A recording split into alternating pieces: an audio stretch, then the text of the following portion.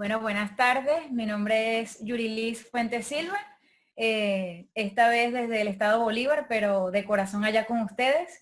Y bueno, hoy voy a expresar mi felicidad porque, pues, a pesar de las adversidades, todavía siguen existiendo ímpetu para hacer el trabajo de investigación y trabajo de formación académica que es muy necesario entre nosotros los médicos. Así que aplaudo pues la iniciativa de la Sociedad Venezolana de Reumatología que se ha dedicado justamente a fortalecer este enlace. Hoy tengo un tema bien interesante del cual les voy a hablar y todo esto con la colaboración de la Sociedad Venezolana de Reumatología, el Centro Nacional de Enfermedades Reumáticas, al cual está adscrita la Unidad de Reumatología de Ciudad Bolívar donde trabajo, y en colaboración también con la Universidad de Oriente, que es la universidad central de aquí. Bien, les voy a hablar sobre el reumatismo inflamatorio crónico por chikungunya. Este reumatismo inflamatorio crónico asociado al virus de chikungunya es una condición que ocurre en los casos de chikungunya crónica y que está relacionado con manifestaciones musculoesqueléticas que han persistido más allá de los 3 meses de la infección inicial. No existe en la literatura mucho consenso de cómo deba describirse. Muchos le dicen infección por chikungunya crónica o simplemente chikungunya crónica, pero el término correcto, como lo cual lo ha acuñado la Organización Mundial de la Salud, es reumatismo inflamatorio crónico por chikungunya. Entonces, este es el temario que vamos a tener para el día de hoy. Primero son las fases de infección por el virus de chikungunya, luego la definición de chikungunya en fase crónica o reumatismo inflamatorio crónico por virus de chikungunya. Luego vamos a comentar un poco algunos aspectos inmunopatogénicos y vamos a entrar entonces en lo que es la experiencia venezolana de chikungunya crónica. Finalmente vamos a dar algunas conclusiones para tratar de cerrar la idea de la experiencia local. Bien, el virus de chikungunya produce una infección en el ser humano que está definida por 3 categorías. Una primera categoría, como lo ven en este recuadro, que es la fase aguda y está representada aquí en grande porque es donde entran la mayoría de los pacientes. Luego tenemos una fase subaguda donde entra un porcentaje un poco menor de pacientes, que es que persisten con esa infección. Y luego tenemos digamos, una arista un poco más pequeña, que es lo que sería la chikungunya crónica. Esa chikungunya crónica afortunadamente solamente ocurre en un 10% de los pacientes que tuvieron la infección inicial. Entonces, esa parte pequeña, o la chikungunya crónica o la infección crónica, es en la cual nosotros nos vamos a concentrar hoy en esta ponencia. Entonces, el reumatismo inflamatorio crónico asociado al virus de chikungunya es definido por la Organización Mundial de la Salud como todas las manifestaciones musculoesqueléticas que ocurren tras la infección por el virus de chikungunya pasados los 3 meses de la infección inicial. Partiendo de ese punto, todos los pacientes o todo lo que vamos a hablar de aquí en adelante son esos pacientes que tuvieron manifestaciones musculoesqueléticas pasados los 3 meses de la infección inicial. Pero antes de hablar de eso, vamos a hablar un poco de algunos aspectos inmunopatogénicos. Como vemos en esta lámina, una vez que el ser humano es picado por el mosquito Aedes, bien sea Aedes aegypti o Aedes albopictus, pasa a la circulación directamente o puede quedarse en la dermis. Entonces, una vez que se pasa la dermis, él va a comenzar a replicarse y finalmente va a pasar a la circulación y en la circulación va a pasar a algunos ganglios linfáticos. En esos ganglios linfáticos se replica en una manera inicial, luego pasa a la circulación, es distribuido el resto de la circulación y entonces va a ciertos órganos periféricos, como por ejemplo el vaso, los músculos, el hígado, el cerebro y el que nos ocupa hoy, que es el sistema musculoesquelético, en especial las articulaciones. Entonces, esto es un aspecto bien importante porque si nosotros vemos este esquema, en este esquema nosotros vemos del lado derecho, que está en azul, todos los sitios primarios o órganos periféricos donde se asienta el virus de chikungunya, como por ejemplo el cerebro, los ganglios linfáticos, los músculos, el hígado, el vaso, las articulaciones y también la piel y el resto del sistema ganglionar. Entonces, en ese apartado, en esa primera parte ocurre lo que es una fase de replicación y finalmente en algunos de esos órganos que se convierten en lo que se llaman sitios de reservorio gracias a lo que es el sistema fagocítico mononuclear, como lo van a hacer los músculos, el vaso, las articulaciones. Y estos se van a convertir en reservorios que van a permitir una replicación por un tiempo un poco más de lo que se ve en la infección aguda y lo que se ve en la infección subaguda, y es lo que va a dar origen a lo que se llama la chikungunya crónica. Entonces, en esos nichos es que nosotros nos vamos a concentrar y es lo que vamos a tratar en esta presentación de hoy. ¿Cuál ha sido nuestra experiencia en Venezuela? Como todos saben, nosotros experimentamos en el país una epidemia desde el primer trimestre del año 2014 hasta el año 2015-2016. Claro, en la mitad del año 2015 comenzamos también a ver los casos de Zika y ya habían ciertos casos superpuestos, pero básicamente el grueso de la epidemia estuvo entre julio aproximadamente del año 2014 hasta julio del año 2015. Entonces, ¿qué hicimos nosotros en esta investigación, en este trabajo que diseñamos? Lo diseñamos de manera de poder analizar esos pacientes que cumplieron con criterios para reumatismo inflamatorio crónico por chikungunya. Aquí tengo a todos los autores del trabajo. Es un estudio colaborativo entre Ciudad Bolívar y Caracas. Ya datos preliminares de este trabajo fueron presentados en el primer curso regional PANLAR en San José, Costa Rica, en este año, en mayo. Y también fue aceptado como póster en el ACR Meeting en el 2017 en San Diego, Estados Unidos, recientemente pasado este mes. Entonces, aquí en este trabajo nosotros incluimos, o los criterios de inclusión que se utilizaron, fueron dos. El paciente era definido como portador o como con un diagnóstico de reumatismo inflamatorio crónico asociado al virus de chikungunya si cumplía cualquiera de estos dos criterios. En el caso 1, que cumpliera la triada característica, como lo dice la OMS, que es la fiebre, el rash y el compromiso articular, entre marzo del 2014 hasta septiembre de 2015, que fue la epidemia más fuerte, y que presentaron manifestaciones musculoesqueléticas que sobrepasaron los 3 meses de la aparición de síntomas iniciales. O en el caso 2, que el paciente tuviera serología para chikungunya positiva, bien sea que fuera IgM o IgG, en presencia o no de la triada característica, y que tuvieran manifestaciones musculoesqueléticas que sobrepasaran los 3 meses de la infección inicial. Nosotros logramos reclutar a 168 pacientes, de los cuales 149, que casi representaron un 90%, tenían serología positiva, cumplían con ese criterio. Y de esto llamó mucho la atención que un poco más de un tercio de los pacientes persistía con títulos de IgM positiva. Esto es bien llamativo porque normalmente la literatura dice que no es muy frecuente de ver que los pacientes en la fase crónica sigan todavía teniendo niveles de IgM elevados o positivos. Entonces, aquí les muestro los resultados. Vamos a hablar primero de los datos clínicos y de laboratorio. Fíjense que en esta tabla les muestro los 168 pacientes que están expresados en esta columna, que son 30, y en esta otra columna, que son 138. Y lo dividimos de acuerdo a dos grupos. Al primer grupo fueron los pacientes que desarrollaron enfermedad reumática de novo, es decir, una enfermedad reumática o una condición reumática nueva. Básicamente aquí nos estamos refiriendo a pacientes que tenían una enfermedad autoinmune de novo o alguna enfermedad inflamatoria de novo. Y los dividimos en el otro grupo en los pacientes que no tuvieron enfermedad reumática de novo. Como vemos, pues prácticamente estos grupos no fueron diferentes en cuanto a la edad de presentación, que ambos fue más o menos en la sexta década de la vida. No había diferencias en cuanto al sexo tampoco, básicamente una relación de 9-1 a favor del sexo femenino.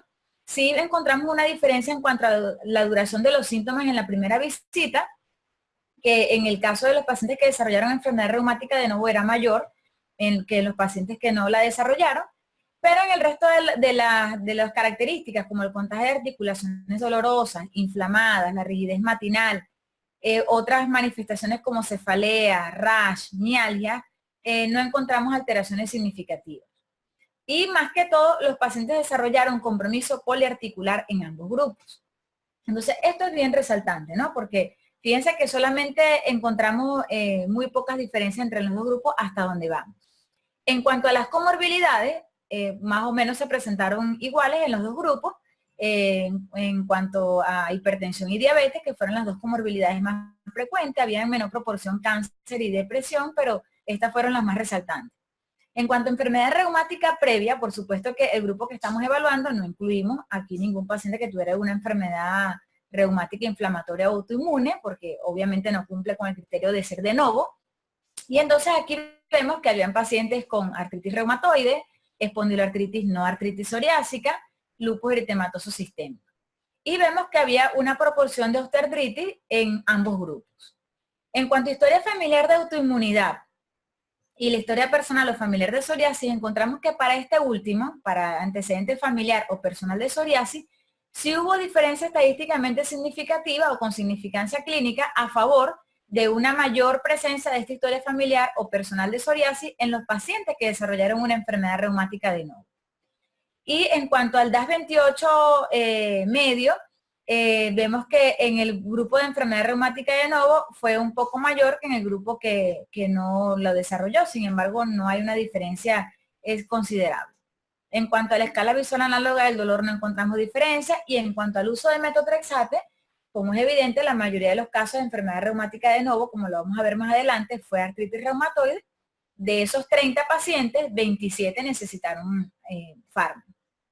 Y en el caso de que solamente tenían reumatismo inflamatorio crónico sin enfermedad reumática de novo, aproximadamente un tercio de los pacientes necesitó, un poco más de un tercio necesitó utilizar metotrexate de novo. Ustedes se preguntarán por qué metotrexate, pero en esta época de donde hay algo de escasez con los medicamentos, ese era el fármaco que estaba disponible con mayor regularidad y fue el que se utilizó. Ok. En cuanto a la aparición de cuáles fueron las enfermedades reumáticas de novo que encontramos una proporción de 30 casos distribuidos de la siguiente manera: 21 casos de artritis reumatoide, 3 casos de espondiloartritis no artritis psoriásica, 5 casos de artritis psoriásica y un caso de lupus eritematoso sistémico. Todo esto, 30 pacientes versus los 138 que solo cumplían criterios de reumatismo inflamatorio crónico por chikungunya, pero sin enfermedad reumática de novo. Otro aspecto importante es en cuanto a los datos de laboratorio que encontramos en estos pacientes. Como pueden ver en esta tabla, igual sigue la distribución de la primera columna enfermedad reumática de novo y el segundo sin enfermedad reumática de novo, igual los 30 pacientes y 138, los mismos. En este caso, aquí vemos que no hubo diferencias significativas en cuanto a la positividad del test de chikungunya, tanto para IgM como IgG. En cuanto a la BCG promedio en los dos grupos, no hubo diferencias tampoco estadísticamente significativas, a pesar de que era un poco más alto en los pacientes que tenían enfermedad reumática de novo. Y en cuanto a la positividad de PCR, vemos que fue similar en los dos grupos también. Pero cuando analizamos pruebas más específicas de enfermedades autoinmunes articulares, como la artritis reumatoide, como el factor reumatoide, los anticuerpos contra proteína citrulinada, vemos que sí hubo una diferencia significativa a favor del grupo de enfermedad reumática de novo. ¿Qué quiere decir esto? Que los pacientes que tuvieron enfermedad reumática de novo tuvieron más frecuentemente positivo factor reumatoide positivo, anticuerpos contra proteína citrulinada y también ambos positivos. Ya lo vamos a ver un poco más esquemático. Y esta diferencia fue con una P menor de 0.0001. Es decir, que fue bastante considerable. Aquí lo vemos un poco más esquemático. Fíjense en cuanto a la positividad del factor reumatoide, que estuvo presente en 20,88% de todos los 168 pacientes, que representó un 35 pacientes. De estos, 14 tuvieron una artritis reumatoide, de novo. En cuanto a la positividad anti-CCP, que fue en 17,26% de los casos, que representó 29 pacientes, de estos 16 hicieron una artritis reumatoide de novo, y de los que tenían ambos positivos, que eran 16 pacientes, 10 desarrollaron artritis reumatoide de novo. Eso significa que estos marcadores son bien relevantes cuando estamos considerando entonces el planteamiento de una enfermedad reumática de novo en los pacientes con reumatismo inflamatorio crónico por virus de chikungunya o lo que es también llamado chikungunya en fase crónica. Aquí vemos el compromiso articular de los pacientes de acuerdo a si tenían enfermedad reumática de novo o no. En la columna o la barra azul vemos los pacientes que tenían enfermedad reumática de novo y en la barra color ladrillo los que no tienen enfermedad reumática de novo. Y vemos que prácticamente la proporción de afectación fue casi similar en los dos grupos, tal vez un poco más, pero sin diferencia estadísticamente significativa en los codos, a favor de los pacientes sin enfermedad reumática de novo. Y vemos que en los pacientes que desarrollaron enfermedad reumática de novo, ninguno tuvo compromiso de las interfalángicas distales. Entonces eso es un dato a considerar porque, como sabemos, en una de las enfermedades reumáticas autoinmunes, articulares, prototípicas, como lo es la artritis reumatoide, no tenemos compromiso de estas articulaciones. Entonces eso es un dato que nos debe hacer llamar la atención. Igual aquí en esta tabla quisimos recoger las características clínicas que comprometen al sistema musculoesquelético, pero que no tienen, que no fueron tocadas en los cuadros anteriores, como por ejemplo la raquialgia, la entesitis, la tenosinovitis, y desglosamos la tenosinovitis de manos y carpos, tenosinovitis de tobillo y pie, la poliartritis limitante, y hicimos un seguimiento del DAS28 basal y de seguimiento. Fíjense que aquí es bien importante mostrar que nosotros no vimos diferencias relevantes para ninguno de estos parámetros en cuanto a los dos grupos de estudio. Fíjense que algo bien llamativo es el hecho de que la poliartritis, que fue limitante y que uno pudiera imaginarse que pudiera predecir un compromiso más severo, fue vista más o menos por igual en los dos grupos. Y en cuanto al DAS28, en cuanto no existe una medida estandarizada para el caso de los pacientes sin enfermedad reumática de novo, es decir, cuando nos estamos refiriendo a chikungunya crónica, no existe ningún parámetro para medir actividad, pero utilizamos el mismo que utilizamos en las artritis periféricas, como es el DAS28, y vemos que prácticamente estuvieron casi iguales en los dos grupos, es decir, que tampoco observamos una diferencia que nos pueda ayudar a deducir si el paciente, de acuerdo al DAS, va a tener algún compromiso o alguna enfermedad reumática de novo. Y en cuanto al DAS28 de seguimiento, fíjense que bajó en los dos grupos, pero tampoco hubo diferencia estadísticamente significativa entre los grupos. Entonces, ¿qué podemos concluir nosotros? Podemos concluir que el reumatismo inflamatorio crónico asociado al virus de chikungunya se observó en personas de edad avanzada. ¿Qué significa esto? Como lo vimos, aproximadamente la población blanco para el reumatismo inflamatorio crónico es la población en la sexta década de la vida, es decir, por encima de los 50 años. Encontramos que los reactantes de fase aguda persistieron elevados en la fase crónica, cuando nos referimos a velocidad de sedimentación globular y positividad de la proteína C reactiva. Encontramos que un tercio de los pacientes seguía con inmunoglobulina M positiva para el test de chikungunya en la fase crónica, es decir, que esto es un dato que nos debe también hacer llamar la atención. Encontramos que de los 168 pacientes estudiados, 30 de ellos, que representó un 17,9%, casi 18%, desarrolló una enfermedad reumática de novo, que es un porcentaje nada discriminable. Encontramos que la positividad del factor reumatoide y o del anti-CCP estuvo relacionado con el desarrollo de enfermedad reumática de novo en forma estadísticamente significativa. De modo que este es un parámetro que nosotros debemos evaluar y analizar muy bien en el contexto clínico de todo paciente que tenga chikungunya en fase crónica.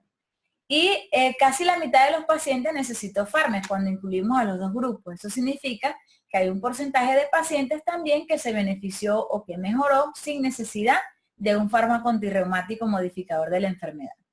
Y también es muy importante tomar en cuenta a la hora de evaluar un paciente con reumatismo inflamatorio crónico por el virus de chikungunya, y si queremos analizarlo en contexto para saber si tiene susceptibilidad para tener una enfermedad reumática de novo, debemos de tomar en cuenta sus antecedentes personales y familiares para autoinmunidad, para psoriasis y para otras enfermedades reumáticas que nos puedan predecir si el paciente, o nos puedan orientar si el paciente va a tener o no algún compromiso.